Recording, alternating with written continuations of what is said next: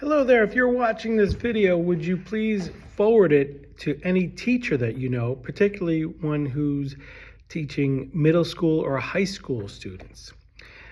My name is Danny Weiss, and I've been teaching high school math for 29 years, and I'm currently in Waldorf, Maryland. And down below, you can, in the description of the video, you can click on my guide for classroom management, which I call All the Answers. So you can go check that out there. You can also email me with the email address that I provided there, and you could also text me if you'd like with my phone number. All right. This is part 7, called the behavior agreement. All right. Arguably the best classroom management tool I've ever used is this behavior agreement. It's created by the students, but facilitated by you. What you're going to do is you're going to use this poster board. Okay, actually it's this Post-it note easel paper. It's just paper, right? Huge paper, and you put it up on the board. And you're going to have one student act as a scribe who will write on this for you. At the top, they'll write third period behavior agreement. Okay. You put the students in 4 groups. You ask group 1 how you want the teacher to act toward them. You ask one group how they should act toward each other.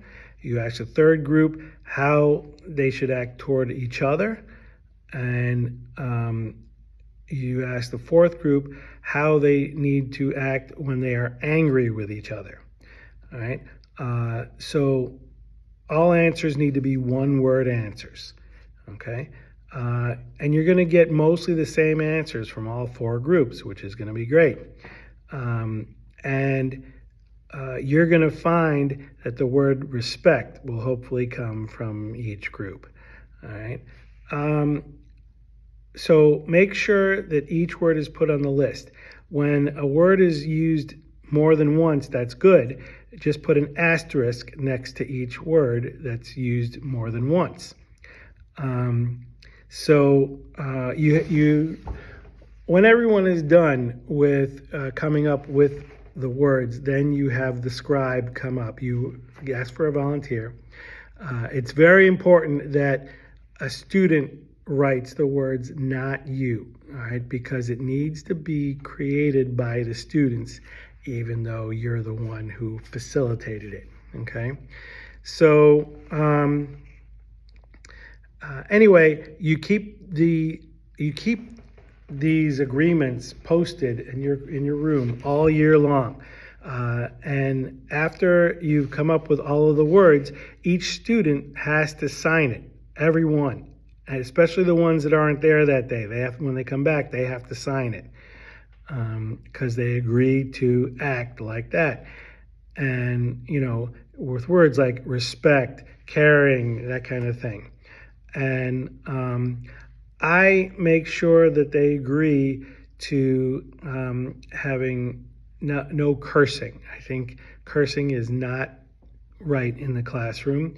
And in fact, I have a solution to have them to keep from cursing. If they use the F word, for example, they have to say fiddlesticks. And they have to say the word fiddlesticks. They can't just say, yeah, that. No. They have to say fiddlesticks in order to fix their curse word. Or they can say, that's a bunch of shizzle. Or they can say, don't be an apple hole. Okay, but they have to fix it. Okay, that way they know that I don't accept cursing in the classroom. So whenever I hear a curse, I stop and I say, what? And they say, oh, fiddlesticks. Okay, all right, fine. But you do not continue with class until that curse is fixed. Okay. You also, if you hear shut up, you say, what? And they say, oh, shizzle up. Or be quiet or lower your voice or something like that. They have to fix it. All right. In fact, you'll find that when you keep doing this, when you keep saying what when a student curses, you'll see that the students will start in on it. And when a student curses, other students will be like, what? And then they have to fix it. And all of a sudden, this community that you create means that all of the students are in on this no cursing rule. And it's really a beautiful thing, to be honest with you. And, you know, it's funny because students will go, what? And the other student fixes it, fiddlesticks. And the students will be like, yeah, that's right. And it's quite frankly funny, but it's great that they're all willing to be part of this community. I also don't allow the N word, so they have to say something like, what's up, my ninja? I don't care, but they can't say the N word. It's just not right. And so they fix it, and we move on.